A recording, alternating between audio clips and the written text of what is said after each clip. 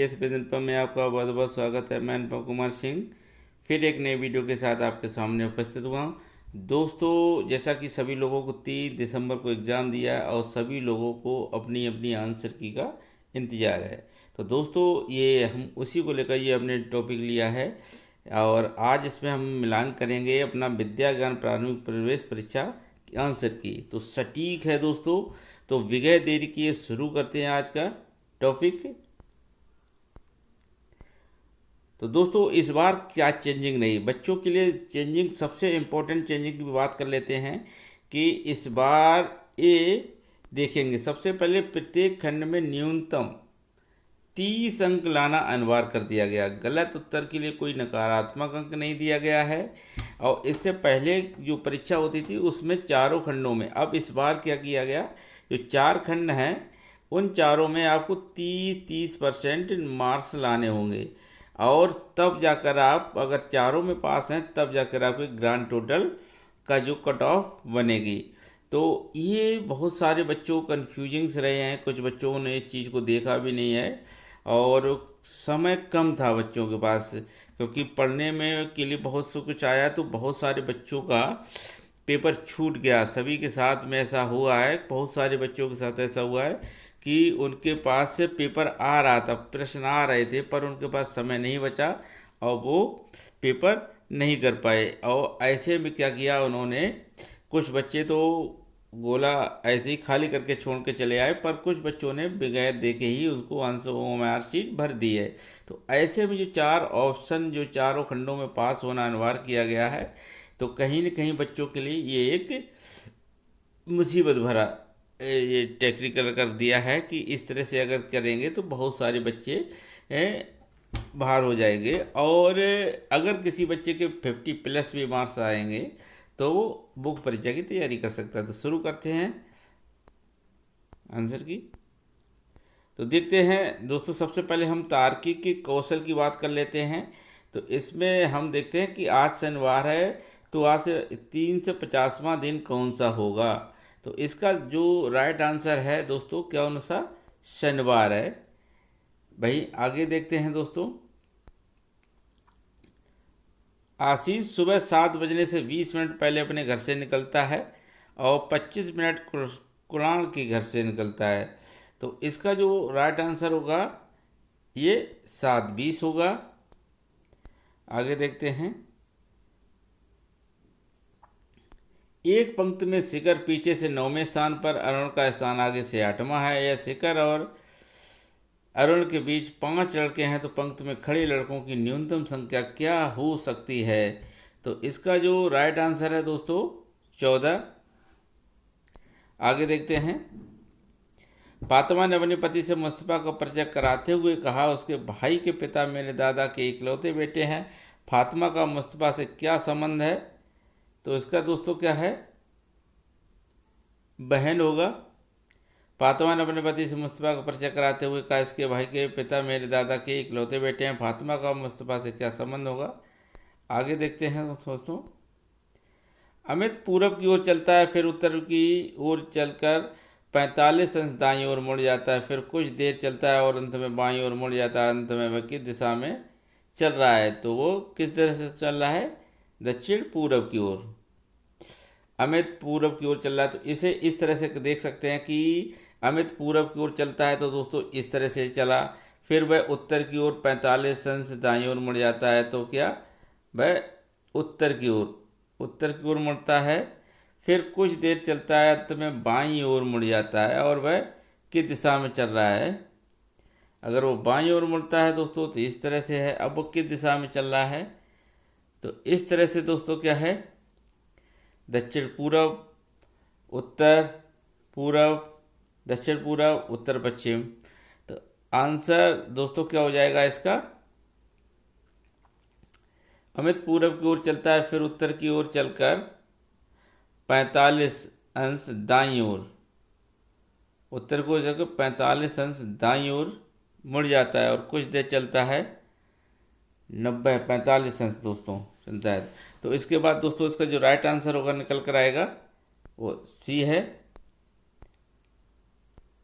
आगे देखते हैं दोस्तों, इसका जो राइट आंसर होगा इसमें, इसका दूसरा है, ये आकृति पे दोस्तों आ गया है। तो आकृति देखेंगे, इसकी जो आकृति के जो ऑप्शन दिए गए हैं वो थोड़े से नीचे दिए गए हैं। तो इसका जो राइट आंसर होगा प्रश्न संख्या 3 होगा, प्रश्न संख्या 3। आगे देखते हैं, इसमें दोस्तों जो इसका राइट आंसर जो होगा वो ये सी वाला होगा। आगे देखते हैं, इसका राइट आंसर दोस्तों क्या होगा, कमल होगा। भाई आगे देखते हैं, ए बी की बहन और सी बी की माँ है, डी सी का पिता है, तो ई डी की माँ है, तो ए का डी से क्या संबंध है। तो इसका जो राइट आंसर होगा दोस्तों ये पोती होगा। अगला देखते हैं दोस्तों, 11वें अंक का जो राइट आंसर होगा, तो फटाफट आप निशान लगाते चलेंगे। तो इसका जो राइट आंसर होगा 17 है। और क्वेश्चन नंबर 12 का जो आंसर होगा, इसका जो होगा खेल जीत, तो इसका आंसर दोस्तों क्या है, ये होगा दुर्घटना मृत जीवित रहना। दोस्तों इसको देखते हैं, क्वेश्चन नंबर 13 का जो दिखाया गया है कि इसका R88M है। भाई दोस्तों इसका जो देखते हैं 14वें का दोस्तों क्या है, तो 14वें का अगर देखते हैं तो इसका जो राइट आंसर होगा 13 है दोस्तों, इसका राइट आंसर 13। भाई आगे देखते हैं, और इसमें देखते हैं दोस्तों कौन सा आंसर होने वाला है। तो इसका जो राइट आंसर होगा वो आकृति नंबर 1, ये राइट आंसर होगा दोस्तों, इसका आकृति 1 है। तो दोस्तों 16वें का है, तो 16वें का दोस्तों जो होगा वो डी है सही। दोस्तों ये नंबर गलत हो गया बच्चे का। और इसमें देखते हैं दोस्तों जो आंसर है इसका भी डी है। तो दोस्तों ये जो बच्चे का पेपर है जो मेरे द्वारा पढ़ाया हुआ बच्चे का है, और उसने मैक्सिमम क्वेश्चनों को सॉल्व किया है। और जहाँ तक है देखो, आप देख रहे हैं कि उसके ज़्यादातर क्वेश्चन सही जा रहे हैं। तो आगे देखते हैं दोस्तों, आगे जो इसका राइट आंसर होगा दोस्तों क्या होगा, CY 153। आगे देखते हैं क्वेश्चन नंबर 19 पे, तो इसका जो राइट आंसर क्या होगा दोस्तों, तो इसका जो राइट आंसर होने वाला है वो ये है 3 है। तो 3 दोस्तों कहाँ दिया गया है, तो ये 3 ये दिया गया है C3 में। आगे एक कागज़ ये वाला दोस्तों, एक कागज़ के क्रमशः XYZ में दर्शाए गए हैं। तो इसका जो राइट आंसर होगा कौन सा, ए है। वहीं इसका देखते हैं दोस्तों, दिए गए 4 विकल्पों में से एक क्वेश्चन नंबर 21 का देखते हैं। तो इसका जो पेड़, शाखा, हाथी, अंगुली, टेबल, कुर्सी, तो इसका जो राइट आंसर होगा दोस्तों कमरा है, डी है। वहीं रमन सिर नीचे और पैर ऊपर करके योग कर रहा है, इसका मुख पश्चिम दिशा की ओर है, तो उसका हाथ किधर होगा। तो इसका जो राइट आंसर होगा दोस्तों उत्तर दिशा की ओर होगा। क्वेश्चन नंबर 23 देखते हैं। क्वेश्चन नंबर 23 इसका जो राइट आंसर होगा दोस्तों ये सी होगा दोस्तों, ये जेड। क्योंकि दोस्तों अगर देखा जाए तो इसमें हम कोई भी आकृति को बगैर पेन उठाए के नहीं लिख सकते हैं, एक बार पेन उठाना जरूर पड़ रहा है दोस्तों। अगर हम इस आकृति को इससे बनाएं तो एक बार, पर जेड को हम बगैर पेन उठाए बना सकते हैं। तो इसका जो राइट आंसर होगा दोस्तों जेड होगा। 24वें का देखते हैं दोस्तों, इसका जो राइट आंसर होगा तो वो सी है। आगे नीचे दी गई आकृतियों में उस आकृति का चयन करें जो, तो इसका जो राइट आंसर होगा दोस्तों ये 3 नंबर है दोस्तों, 3 नंबर कहाँ है? सी नहीं, इसका जो राइट आंसर होगा दोस्तों 14, डी का 1,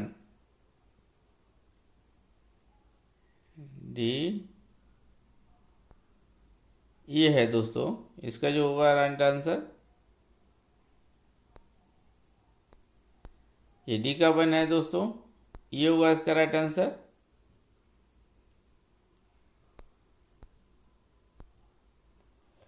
दोस्तों इसका जो राइट आंसर होगा क्वेश्चन नंबर 26 का, तो किसमें? A4 ये है दोस्तों, इसका ये है, इसमें आंसर मिलेगा।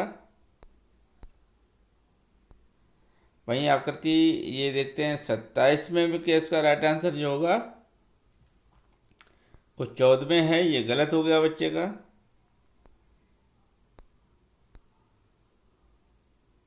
और इसका जो राइट आंसर होगा दोस्तों दूसरा है,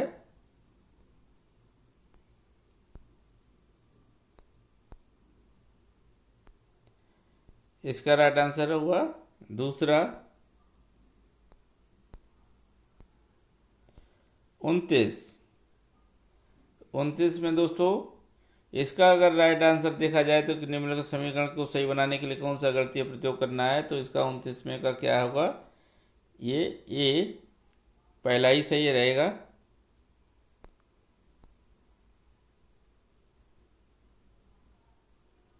और इसका दोस्तों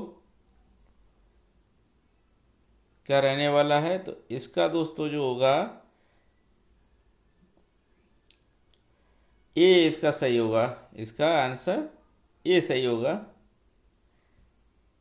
तो आगे दोस्तों वीडियो ज़्यादा लंबा हो जाएगा, आगे हम सेक्शन बी मैथमेटिक्स गणित खंड का भी आंसर की अभी नेक्स्ट टाइम में डालता हूँ।